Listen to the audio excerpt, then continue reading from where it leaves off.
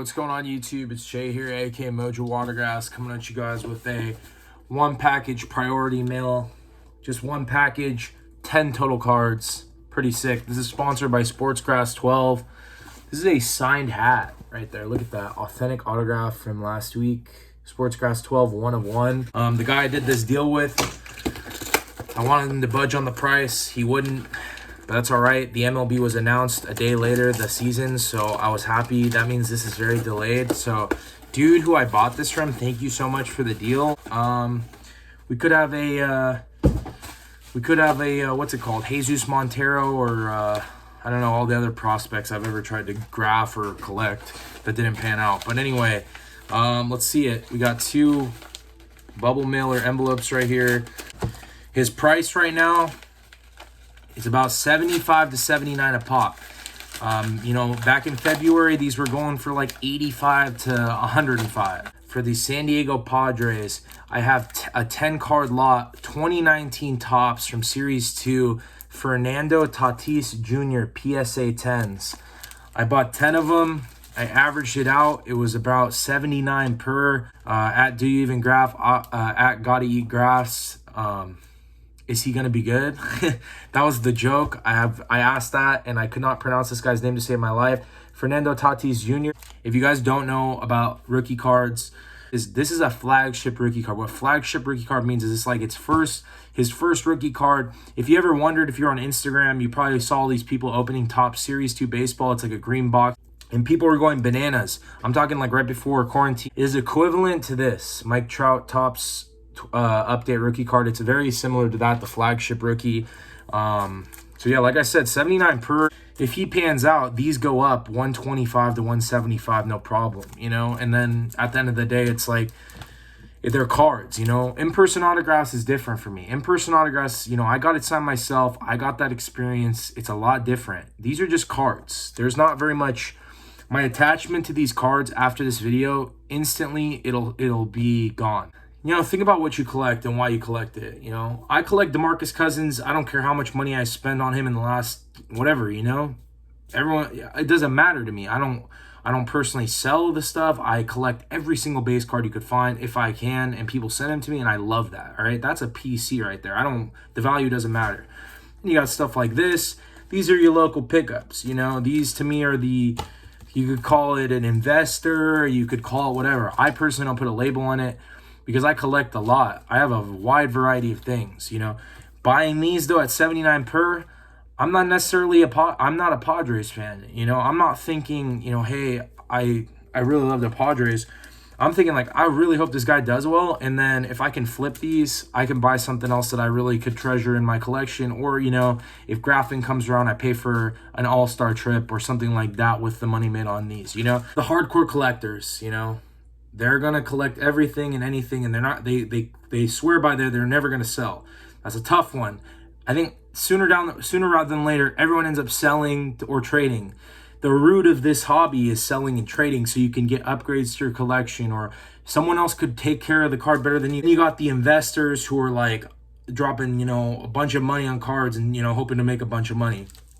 And then you got kind of the middle, which I try to be in the middle as much as I can, because I for this particular mail day, I'll admit it, you know, this is more just to invest and hope this guy pans out. You know, why else would I buy a 10-card lot, you know, of PSA 10s and drop like $700, you know? That's the thing you got to think about. Here's the thing. Look at guys like Yoan Moncada or Anthony Bennett, you know, if you really want to talk about debuts and people that really, and I'm not ruling Yoan Moncada out, you know, but look at that. You know, this guy could easily be that. Go back to my videos in the top 10. There's a top 10 card video, and there is a Giannis Antetokounmpo card in that video that is worth $5,000 right now. I bought that card for $9.99. I sold that card for $29.99 in the same year, and I thought, oh wow, what a great investment. Well, that's what happens, guys. That's the game. So my whole thing is, I'm not telling anybody what to do. If you're frowning upon me buying these, I'm not trying to plug a market. I don't corner markets. I don't have enough money to even do that kind of stuff. I don't know. Some people buy like a market and then they do that. I can't do that. I just like pick and choose. Like, this is it. I won't pick up any more of this guy. You got to pick your battles. You know, to anybody that's, you know, wants to try to invest and do all that, my number one advice for people, if you want to invest or anything like that and you want to make a little side money, is like kind of what we're kind of trying to talk about here, is do some research. On 1000% do some research. You know, Cam Newton just got traded to the signed to the Patriots. Dude, the rookie card was $5 3 days ago. The card is up to $60. If you would have, like, right when they posted it, you would have gone on eBay and bought them, who knows if they would have, you know, followed through with the purchase. But if you could find yourself toward the middle as like this grapher kind of card collector, more power to you. I'm going to be completely honest with all you guys. I don't see autographs coming back very strong. You know, I could see the here and there, you know, a couple hits here and there, but with all the stuff going on right now, in-person autographing does not look likely. You know, I'm getting more autographs from autograph collectors than I have real autograph celebrities and athletes, you know, and that's okay, because right now it's just not an option. There's a lot going on in this world. I think a lot of people are taking breaks, and that's awesome. You know, focus on family, friends, school, jobs, whatever. There's a lot going on though. So for me, what I've taken my focus to is pretty much cards. I'm doing the PSA submissions. I've done a couple box breaks. And it seems like it's more of a relaxed hobby right now than it ever has been for me, you know, versus like when I'm graphing, there's a lot going on. There's a lot of time put out. If you decide to invest in him, I would buy like 3 or 4. You know, worst case, you drop $79. If he hits a home run on the first day, man, car will go for over $100, 1000%. You know, and if he sucks the first day, hopefully the next few games is good. I was gonna buy a couple of Bellingers, and I thought to myself, he's 24, he's in the Dodgers market, not a bad idea. I kind of missed the boat though, because now that the season's back, those Bellingers are getting harder to get. You know, I've tried to make a couple of deals for some Bellingers, and I missed the boat. So at the end of the day, I'm doing the same thing you guys are doing. I'm just all I do, I go on YouTube, I look at highlights. I listen to analysis from people that I've trusted, that have made good predictions. I'm not talking Mel Kiper Jr. I'm talking like the real people. I listen to interviews to see what the work ethic is like for a player. And that's like anything, you know, we're literally, if you ever wanted to wonder what cards is like, this is like the stock market, except it's tangible, you know? If you ever wanted to play the game of stocks, I personally have done stocks, and I would rather put my money into this than stocks. And that sounds crazy, but it's tangible. It's like really just, I don't know, sports cards are a new thing. There's a lot of, I talked about this on my Instagram story. I shouted Phil Hughes out, Phil's Polls, what up?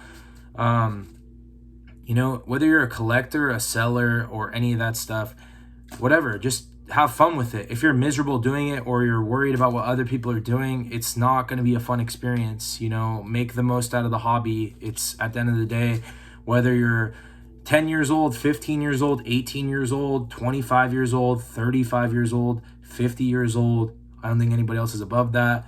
Have fun with it. At the end of the day, we're all doing the same thing. And if you have a problem with that, I think you need to take a look inside, because there's a bigger problem there. So with that, my psychology therapy lesson's done, and my hobby talk is done. So thank you guys for watching, and you guys got any questions, send me a DM, because there's a lot of changes happening. So I'll talk to you guys later.